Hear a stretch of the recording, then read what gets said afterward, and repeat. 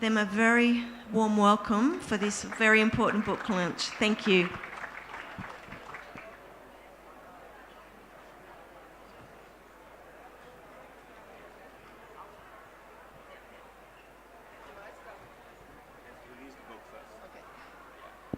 So, good afternoon, ladies and gentlemen. It's a very great pleasure to release or be present at the releasing of a most unusual anthology, which is the brainchild of somebody who is in that wonderful tradition of a poet diplomat, namely Abhay. And should I sort of pick this up and... Come in front.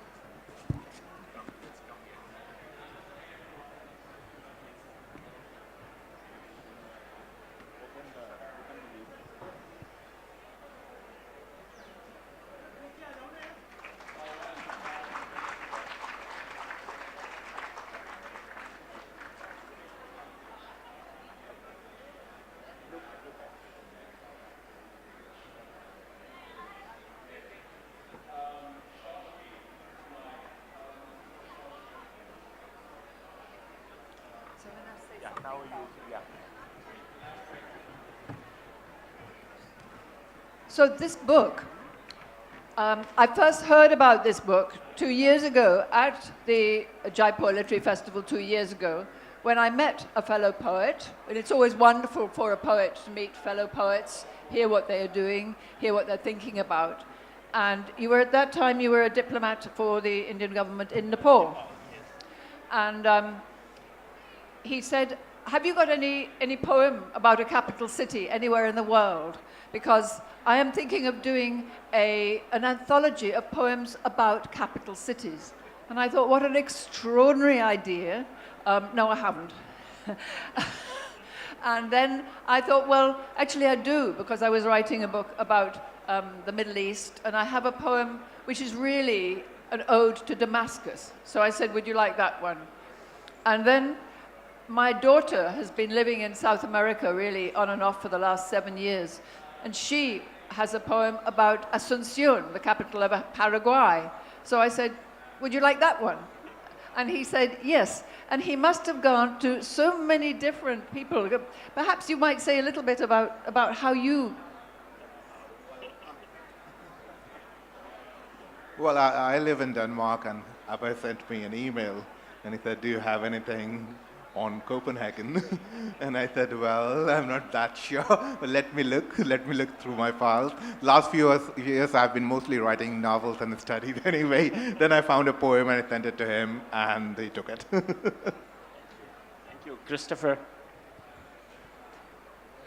My name is Christopher Merrill, and when Abhay sent me a message asking if I had a poem about any capitals in the Middle East, as I recall, I said, well, I have a kind of imaginary Algiers, and that's how it began. Sure. So shall I? Yeah, you start. Okay. So I just want to remind you about what an important connection poetry has with diplomacy.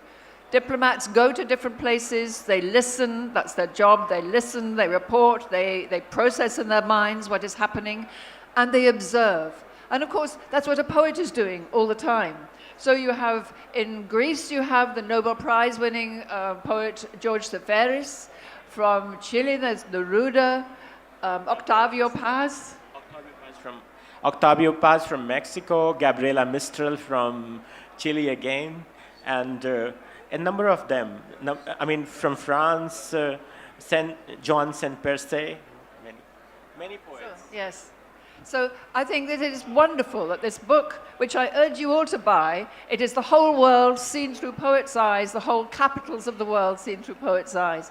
So my daughter wrote this when she was very young. She was on her gap year in Paraguay, and it was the first time she'd really been, she was 18, and she'd been away from home, and she was horrified that when she first got there, the daughter of a rich man was kidnapped. And just as she was leaving, the body of this poor girl was found. And it was her first introduction to how power falls in a different place. And this is called Taxi Ride After Dark in Asunción, the capital of Paraguay. At midnight traffic lights, all cars drive through red. It is dangerous to stop. Away from the center on unpaved streets, the driver swerves round a pothole and we pass tall metal gates of the country club. The armed guards in navy blue uniforms notice us. They've much else to do in those yellow-lit huts. One is eating a sandwich. What goes on behind those iron gates? I think of champagne bubbles at fashion designer weddings, Guarani folk music before the Blue Danube. Although most real Guarani, like my driver, listen to electronic cumbia on pirate CDs outside one-room breeze block houses amid white plastic chairs on the city's fringe. I think of Celia Cubas, ex-president's daughter, kidnapped and held for 6 months in an underground safe house, found, beaten, and starved to death. The taxi driver does not feel like chatting. Neither do I. I pay and get out.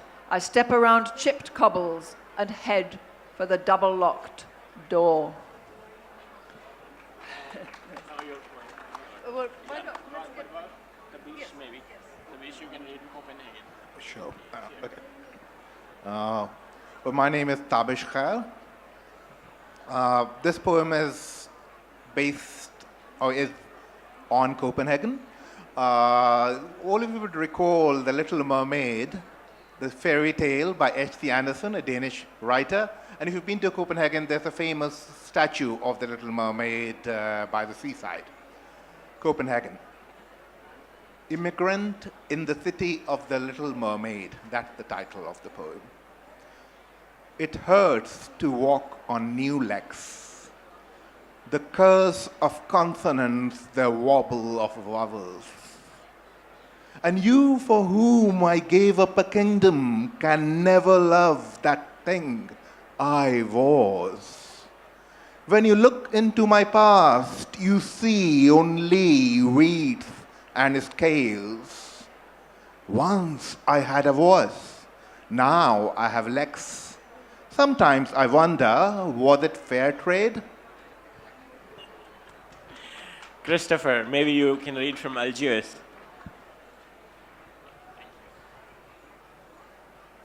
The ashfall has not reached the city, and yet the sky at noon is pitch black.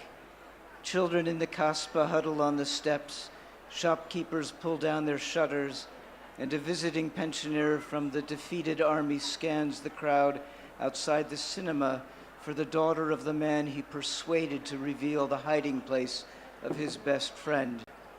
As the water rises in the harbor, a geography teacher sets his basket down and picks through the garbage heaped below the seawall, wishing he had obeyed his father's order to study medicine.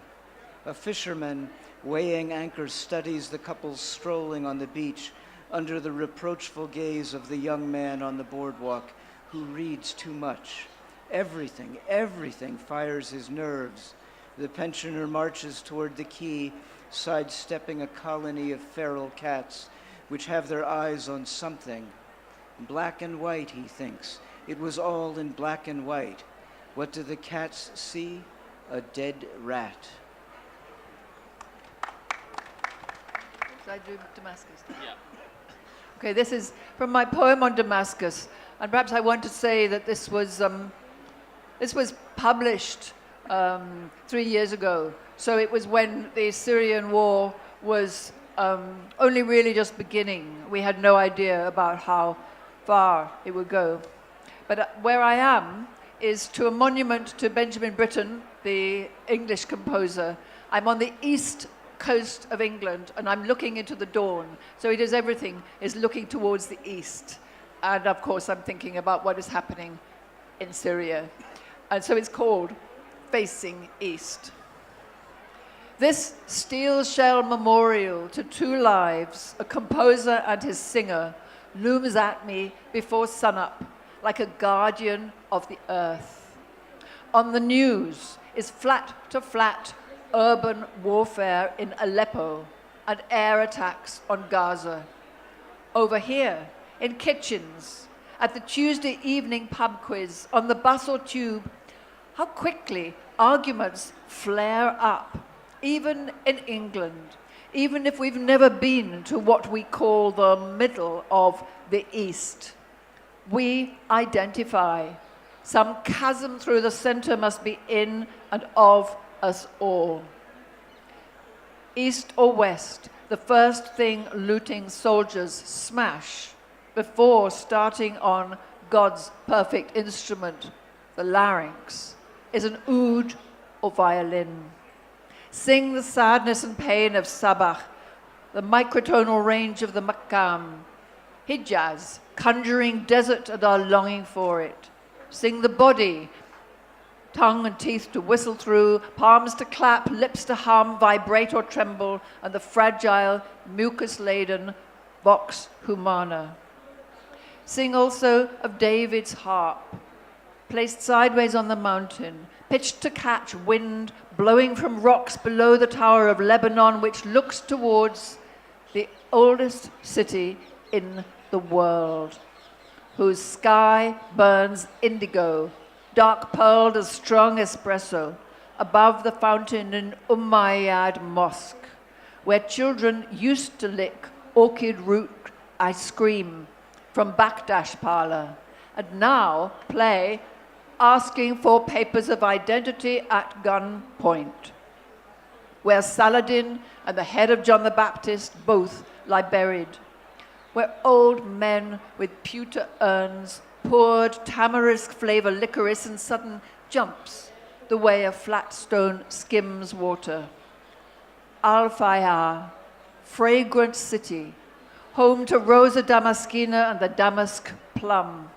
These dawn-lit pebbles of the West glow like your hieroglyph in Tarsier, whose weavers set compound floats of warp and weft at angles to reflect light scatterwise, depending who you are and what you're looking from. What will survive are meanings we have found in what the world has made, like the calm, rufous freckling of those burnished steps, infused with cardamom, I remember, to Al-Hamidiya Souk beside the citadel, and at the top, strings of hanging flip-flops, rosewood sets of backgammon like puzzle books inlaid with mother of pearl, glinting gargoyle fish, and stalls of uncut samite, whose glitter twill depends on optic interference like the play of light in Damascus Twist, the iron plat steel of sword blade and gun barrel, the mystery metal welded in carbon fire which can cut a rifle muzzle or a hair floating across a dagger, whose laminate spirals, acid-bitten into waves, resemble damask. What would we be without desire for form? Pattern keeps us safe. We look for omens in a flock of redwing, the god's will in dappled entrails, the outline of a story in the stars. We break the line to shape it, string catgut over membrane, set up a 10-foot memorial to music in shale of an eroding coast, and turn it east to face the storm. I watch dawn gild the sea to iridescence, see birds arc and squawk and flicker print the air, breakers roar on draining shingle, palmetto patterns dint the waves from grey to silver, hyacinth, and jade. Making is our defense against the dark.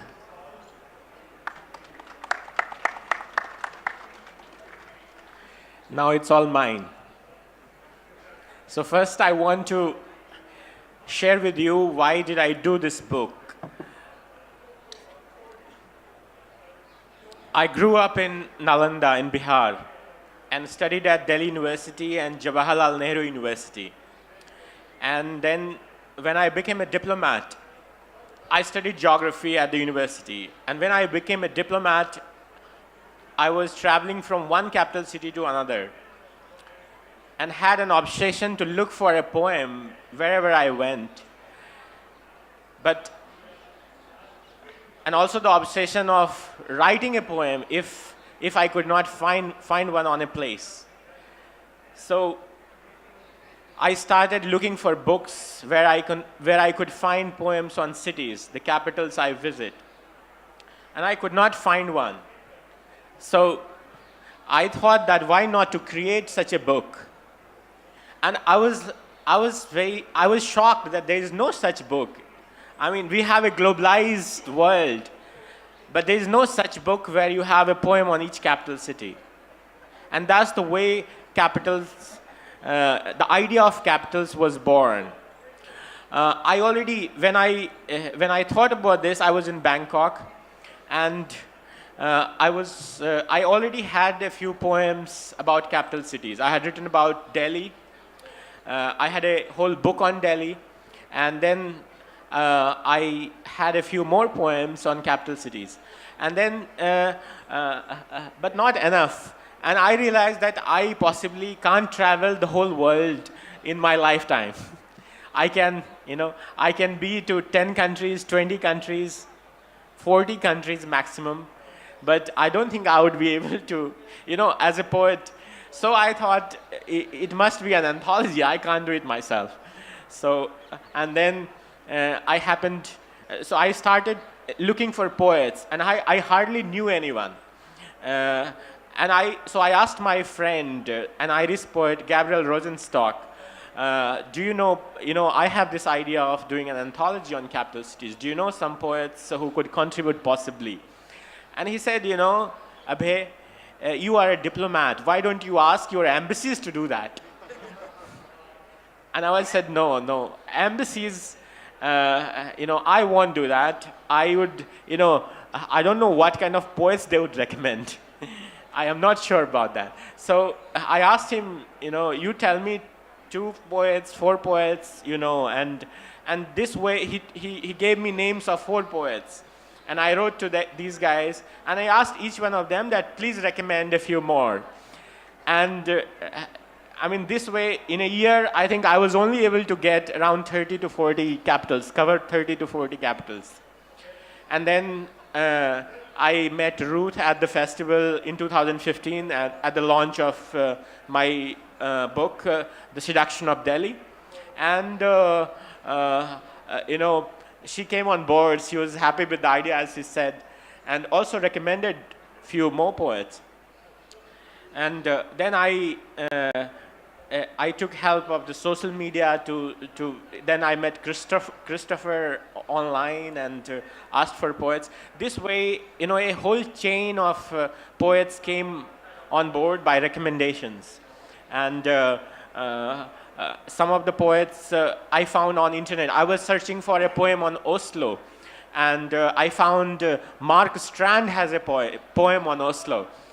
And I wrote it I didn't have his email, so I asked some poet, one Irish poet called Anatoly Kudryavitsky. And I wrote to Mark Strand, and he said, I don't contribute to anthologies anymore. So I told him that you already have a poem on Oslo, and if I could use that poem. And he was very kind. He said, go right ahead. And he, 2 months later, he died.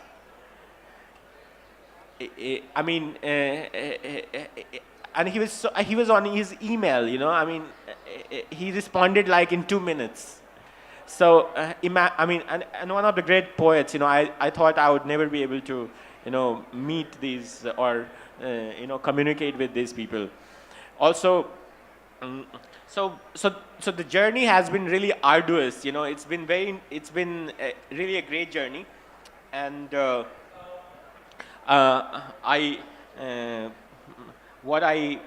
felt that it was an impossible journey.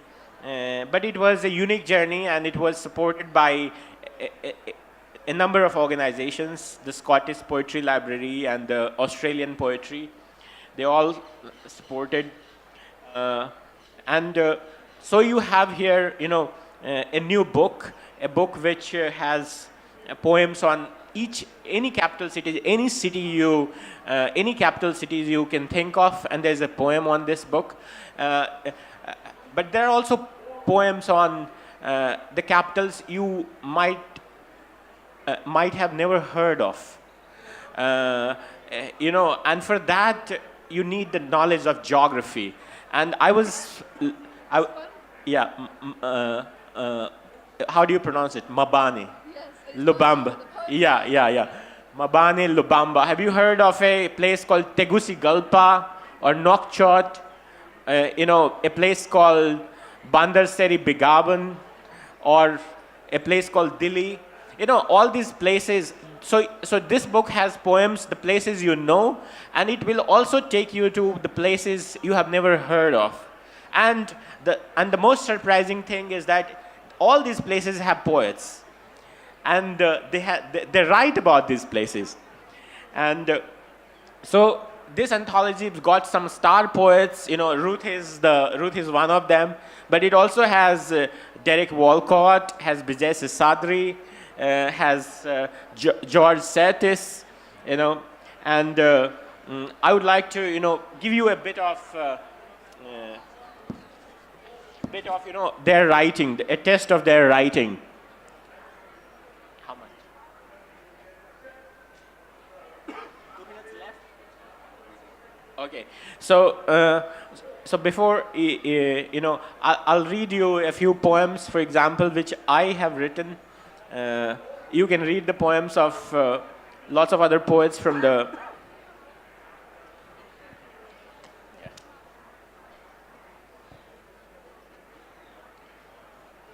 So there is a place which Ruth was pointing out, the capital of Swaziland, Mabane Lubamba. And here's a short poem.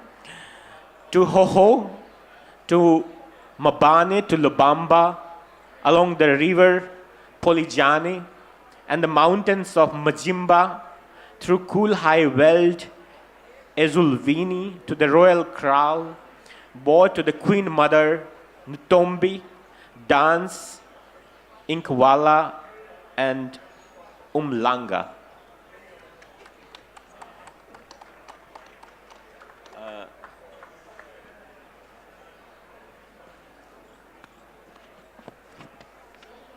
And there's a poem on a place called Dili, which sounds like Delhi or Delhi, but it's the capital of East Timor, located in the Pacific.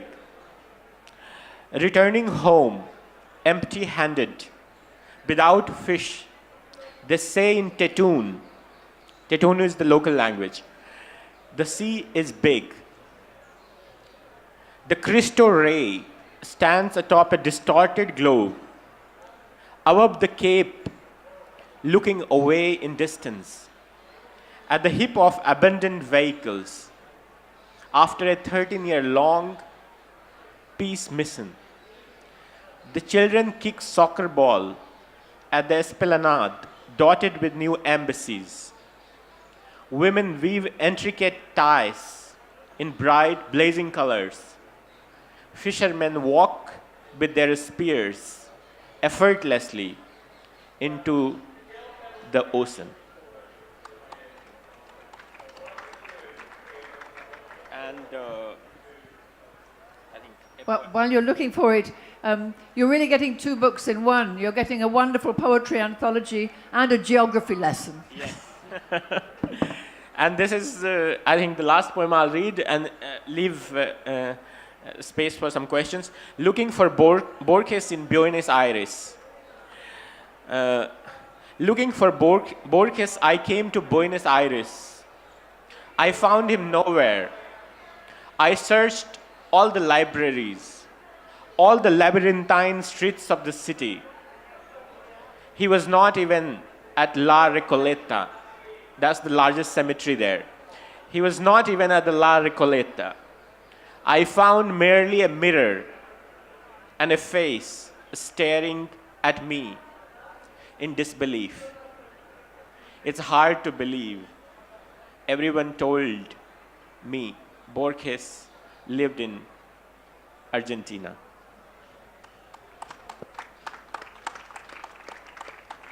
So the book is all yours now.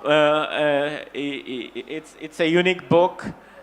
Do read it. It will expand your, give you poetic bliss and also geography exposure in geography. If you have any questions, I think we are run out of time. Questions I can take outside. Thank you all for being here. Capitals. Thank you, Tavish, and thank you, Christopher. Thank you, Ruth.